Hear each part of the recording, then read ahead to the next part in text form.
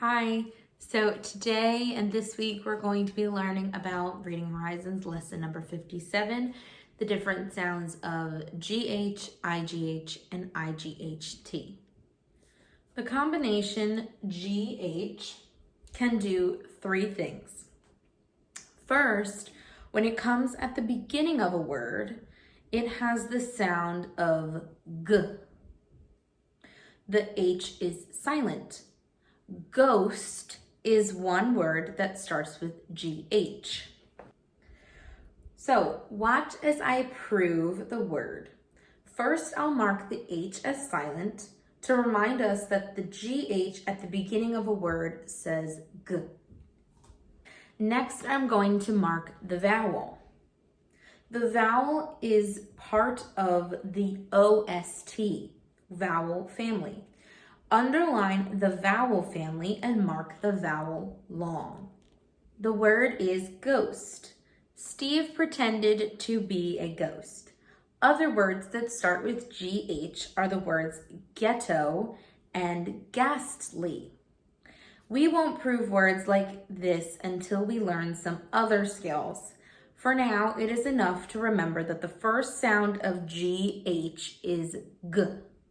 When GH ends a word, it sometimes has the sound of F. Many of the words with this sound are sight words because their vowel sounds don't follow phonetic rules. Here are some examples.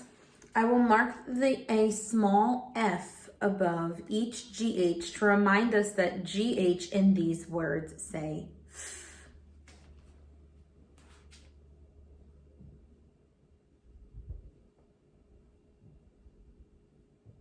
So again, when GH comes at the end of a word, it makes the same sound as the letter F. So when we see GH at the end of a word, we need to mark that word with a tiny F on top.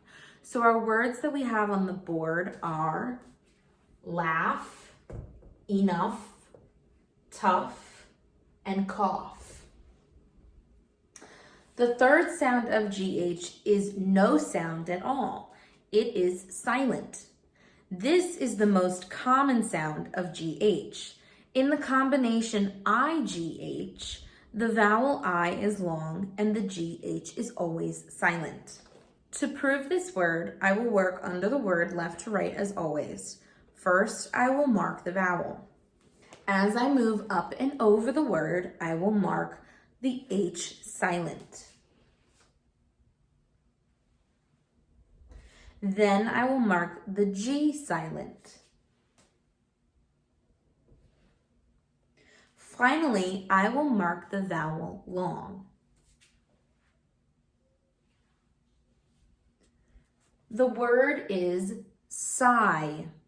Emma let out a sigh of relief when she found her pet hamster. The combination GH is also silent in IGHT. In this combination, the vowel I is also long and the GH is silent, and the consonant T gives the ending sound to the word. IGHT sounds like ight. To prove this word, I'm going to work from left to right underneath the word first. So the first thing I see is a vowel. I'm going to mark my first vowel. Moving up and over the word, I am then going to mark my H silent. Next, I'm going to mark my G silent. Lastly, I'm going to mark my I with a long vowel. Remember, the T is not silent. The word that we wrote on the board is sight. Sight is one of the 5 senses. Other words that end in IGHT, like this word, are night, bright, light, and right. And right was one of your sight words from this quarter.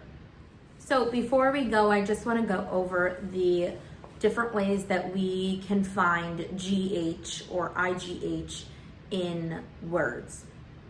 So the first way that we learned was that sometimes GH, that combination could go at a beginning of a word, and the word that we learned was ghost. So when we see GH at the beginning of our word, we know that the H is going to be silent. We don't hear that H sound. The H is going to be marked silent. And then we mark the OST combination.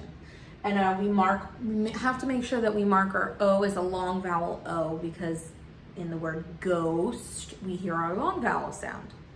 The next way that we learned to spell with GH is at the end of a word, when we see GH at the end of a word. And when we do see that, the GH makes the same sound as the letter F. And so our word that we have on the board is cough. And again, these words that end in GH are usually sight words because they don't follow any of our phonetic skills, so they're a little hard for us to spell out phonetically. The next way that we learn to spell with GH is actually IGH. And when we spell with IGH, the GH is silent and the I is a long vowel sound. So here is my example of spelling with IGH, and the word is high. So you can see how we marked the G and the H is silent and the I is a long vowel. And the last way that we learn to spell with GH is IGHT. And again, the GH is going to be silent, the I is going to be long, and then we hear the T sound at the end. So that IGHT combination actually says ight. So this word that we have here as an example is flight. So I hope this video helps you with learning our last skill of first grade this year, and hopefully you can practice this week and take what you know and practice some more over the summer. Have a great week.